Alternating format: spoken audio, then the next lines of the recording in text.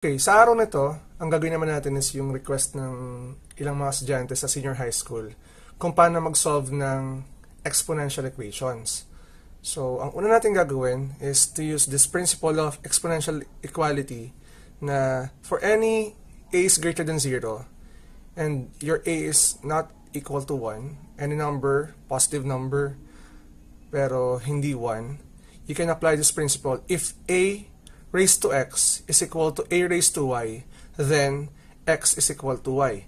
So dito, sa ating principle, we have a as our basis, and then your exponents are x and y. Kapag nakita niyo yung parehas na yung basis natin, you can equate the exponents like this one, x and y. So, paano natin simulan? Let's have example number 1. Sabi dito, find the value of x in the equation 7 raised to 2x plus x is equal to 7 raised to 5. The bases here are 7 and another 7. At yung exponents naman natin ay yung 2 plus x at saka 5. Since yung ating bases ay parehas, or the bases are the same, ang gagawin nyo lang po is, you need to equate the exponents, or copyahin nyo lang yung exponents at gumawa kayo ng bagong equation. So, simple lang. So, you have 2 plus x and then that is equal to 5. At sabi nga, find the value of x in this equation. You have x is equal to 5 minus 2. Because we transpose 2 to the other side of the equation, it became negative.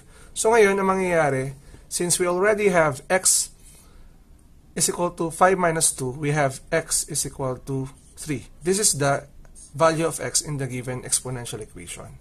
That is for example number 1.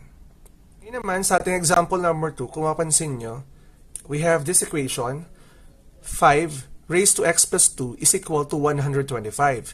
Ngayon, sa case na to, magkaiba ang ating bases. Ang base ng ating left side of the equation is 5, at yung base naman ng ating right side ay 125, wherein hindi agad natin ma-apply yung ating principle about exponential equations. So, ngayon dito, ang gagawin natin is kailangan maging parehas yung base natin.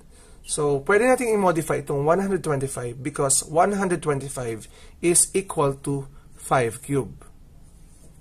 Remember, 5 cube is also equal to 125. And for the other side of the equation, meron tayong 5x plus 2. At ngayon, kung mapansin nyo na po ngayon, we have the same bases, we have 5 and 5, and then we can apply the property or equality principle. Since they're equal, kopyahin natin yung exponents, which is x plus 2, saka 3, and create a new equation. We have x plus 2 is equal to 3. And then solving this equation, transpose natin yung 2 sa kabila. From positive, magiging negative yan. So we have x is equal to 3 minus 2.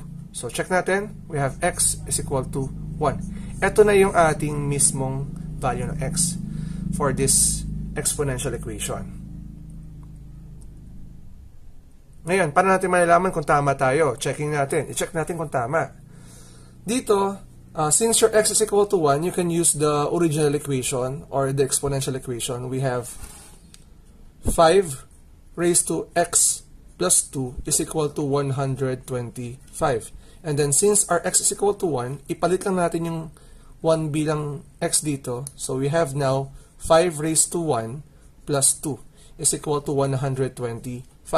And then, simplifying the exponents of 5, we have 5 raised to 3 is equal to 125. And we know na yung ating 5 raised to 3 is equal to 125. So, meaning they're equal. If nangyari to, ibig sabihin po, the answer or the value of x is correct. Para sa ating last example, meron tayo ngayon ditong exponential equation which is 2 raised to x squared minus 5 is equal to 16. So, kitang-kita agad kung ano yung dapat natin gawin. Sa left side of the equation, ang ating base ay 2. Sa kabila naman, ang base natin is 16 which is different. So, ang gagawin natin, we need to modify 16. Na kung saan para maging parehas sila na 2. So, modify natin and alam natin that we can express 16 into 2 raised to 4. So, 2 na yung ating base ngayon dito. Ang kanyang exponent ay 4. So, we can copy the left side of the equation which is 2 raised to x squared minus 5. At since yung ating bases ay parehas na 2, we can apply the principle of exponential equality, na kung saan we can equate the exponents if the bases are equal. So we have x squared minus 5 is equal to 4. Kinopya natin yung exponents natin at ginawa natin equation. At ngayon naman, we need to solve for x. Transpose natin sa kabila yung negative 5. It will become x squared is equal to 4 plus 5. And then, simplifying this one, we have x squared is equal to 9. At since ang hanap lang natin is for x, kailangan nating makuha yung square root nito. Square root ng dalawang equation, ng dalawang parts ng equation. So, the square root of x squared is x. And then, the square root of 9, since perfect square to, we have positive, negative 3. Meaning, the values of x are positive 3 at negative 3. So, ayan po yung ating x sa ngayon. So, sa mga gusto mo pa mag-request, you can comment down sa ating channel kung ano yung mga gusto nyo topic na pwede nating gawa ng video para sa inyong mga pag-aaral. Maraming salamat sa inyo and please subscribe to my channel. I'm Teacher Gon.